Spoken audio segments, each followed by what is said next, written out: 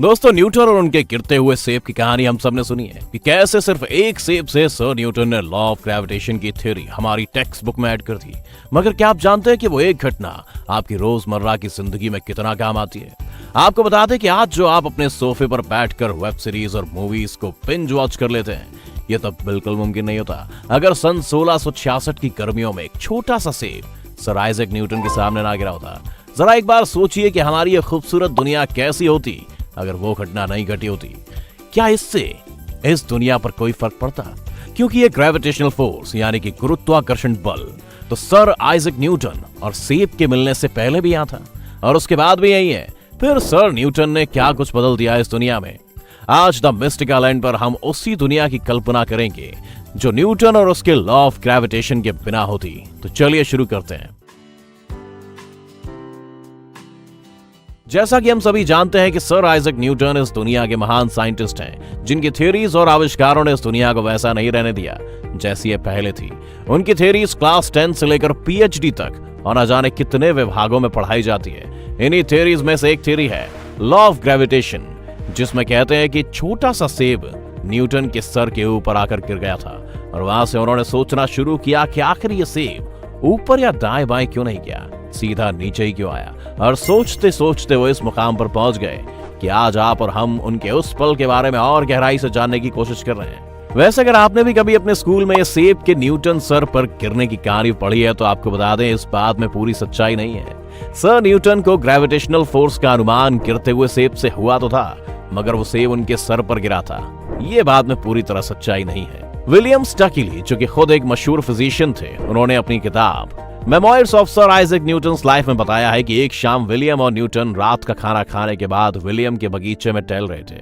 तब न्यूटन ने सेब के पेड़ को देखकर अपने लॉ ऑफ ग्रेविटेशन की प्रेरणा के बारे में बताया, मगर उन्होंने ऐसा कोई जिक्र नहीं किया था जिससे यह कहा जा सके कि वो सेब उनके ऊपर आकर गिरा था।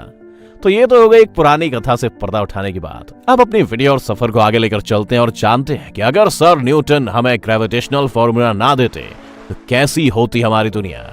दोस्तों, अगर न्यूटन वो गिरता सेब ना देखते तो आज आपको और हमें अपने वेट के बारे में भी पता नहीं होता। न्यूटन ने लॉ ऑफ ग्रेविटेशन से पूरी दुनिया को मास के बारे में बताया, जिसमें बताया गया कि दुनिया में जितनी भी चीजें मौजूद हैं हर किसी का अपना मास है और हर एक छोटी से छोटी चीज दूसरी चीज को अपनी ओर अट्रैक्ट करती है। तब जाकर weight is equal to mass into gravity का फॉर्मूला सामने आया और हमें हमारा वजन पता चला।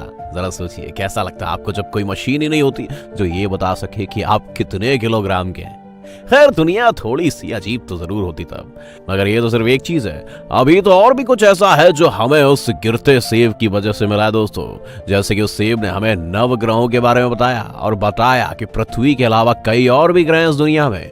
उसी की वजह से सर आइजैक न्यूटन ने ये पता किया कि पृथ्वी गोल नहीं बल्कि अंडाकार है और उसी वजह से दोस्तों आज हमें चांद से पृथ्वी की दूरी के बारे में पता चला है। और साथ ही समुद्र में उठने वाले ज्वार भाटा, जिन्हें टाइड वेव्स भी कहते हैं, जो चांद और पृथ्वी के बीच की दूरी से उठती है, उसके बारे में भी हमें पता चला, जिसको स्टडी करके आज साइंटिस्ट समुद्र की एक एक हरकत पर नजर रख सकते हैं। दोस्तों, जो आज हम समुद्र पर राज कर रहे हैं ना, वो भी उसी गिरते हुए सेब की देन है, क्योंकि अगर ग्रेविटेशनल फोर्स ना होता तो आज पानी के जहाज जैसी कोई चीज समुद्र में ना होती। हालांकि इसमें आर्किमिडीज प्रिंसिपल का इस्तेमाल भी हुआ है, मगर ग्रेविटेशनल फोर्स के फॉर्मूला को अनदेखा नहीं किया जा सकता।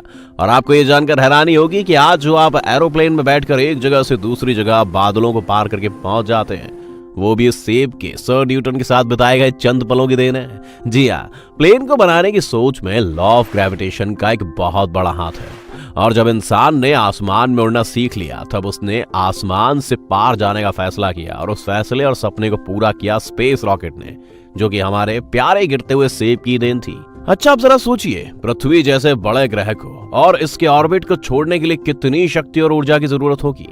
यह भी बताया गया है सर आइजैक न्यूटन के गुरुत्वाकर्षण नियम के अंदर। और बात सिर्फ यही नहीं रुकती, अगर ये लॉ ना खोजा गया होता और उस टाइम सर न्यूटन सेब के बगीचे में ना गए होते तो आज आप अपना मनपसंद टीवी शो भी नहीं देख पाते, क्योंकि लॉ ऑफ ग्रेविटेशन सैटेलाइट को लॉन्च करने में भी इस्तेमाल होता है।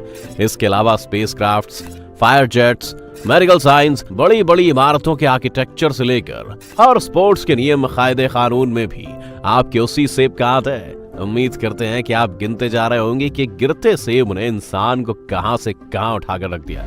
अभी तो आपकी हैरानी और भी बढ़ने वाली है, हो सकता है आपको झटका भी लगे या फिर हम कहें कि बिग बैंग। जी हाँ दोस्तों, बिग बैंग थ्योरी के पीछे सर आइजैक न्यूटन, सेब और बगीचे का याद है, क्योंकि ग्रेविटेशनल फोर्स की वजह से ही हमें पता चला है कि हर प्लैनेट की दूरी हर दूसरे प्लैनेट से टाइम पर बढ़ रही है, जिसकी वजह से हमारा यूनिवर्स एक्सपैंड हो रहा है। इस थ्योरी को आगे ले जाकर जब आइंस्टाइन ने थ्योरी ऑफ जनरल रिलेटिविटी दी तो बिग बैंग थ्योरी भी सबके सामने आई, जो बताती है कि कैसे कई हजार गुना साल पहले जब एक बड़ा धमाका हुआ और पूरे यूनिवर्स का निर्माण हुआ।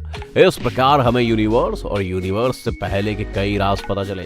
तो अगर आप कड़ी से कड़ी जोड़ें तो आज हम जो भी हैं सिर्फ उस एकमात्र घटना के कारण है। अब इतना कुछ जान लिया है तो आइए जरा एक बार फिर से रिवर्स कर लेते हैं और देखते हैं कि इंसान आज के समय में कहाँ होता अगर वो सेब ना गिराता। तो दोस्तों, मास थ्योरी नहीं होती तो आपको आपका वजन पता नहीं चलता, समुद्र में जहाज नहीं होते, आसमान में एरोप्लेन्स नहीं होते, स्पोर्ट्स के नियम बनाना मुश्किल होता तो ओलंपिक्स नहीं होते, टीवी शोज नहीं, 9 प्लैनेट्स की थ्योरी नहीं, टाइड वेव्स का कुछ पता नहीं होता और समुद्र अपनी मनमानी करके कभी भी सुनामी जैसी आपदा का शिकार हमें बनाता रहता। और तो और बिग बैंग थ्योरी ना होती, आर्किटेक्चर के नायाब नमूने हमारे सामने ना होते, यहाँ तक कि आज जो एलॉन मस्क साहब मार्स पर कॉलोनाइजेशन के सपने देख रहे हैं वो भी ख्वाब ही रहता, और शायद हम आज भी किसी न्यूटन के सही समय पर सही जगह पर गिरते हुए सेब को देखने का इंतजार कर रहे होते। तो जाहिर है सर न्यूटन और उनके एक सेब ने आपके फिजिक्स का सिलेबस बढ़ाने के अलावा मानव इतिहास को बहुत कुछ दिया है, और न जाने आगे भी कितने साइंटिस्ट उस छोटे से पल को ध्यान में रख के आविष्कार करते जाएंगे और हमारी इस दुनिया को नया रूप और आकार देते जाएंगे। दोस्तों, आप कमेंट करके हमें जरूर बताना अगर ये घटना ना हुई होती तो आप ऊपर बताई गई इतने सारे आविष्कारों में से सबसे ज्यादा किसकी कमी महसूस करते, और अगर आपकी नजर में कोई अच्छा सा टॉपिक है और चाहते हैं हम उस पर वीडियो बनाए तो सीधे कमेंट सेक्शन का इस्तेमाल करके हमें हुक्म कर सकते हैं। और आज की वीडियो पसंद आई तो इसे लाइक और शेयर जरूर करें। बाकी ऐसी नई दुनिया और मिस्टीरियस फैक्ट्स के लिए जानना चाहते हैं तो चैनल को सब्सक्राइब करके बेल आइकन दबा दें। धन्यवाद।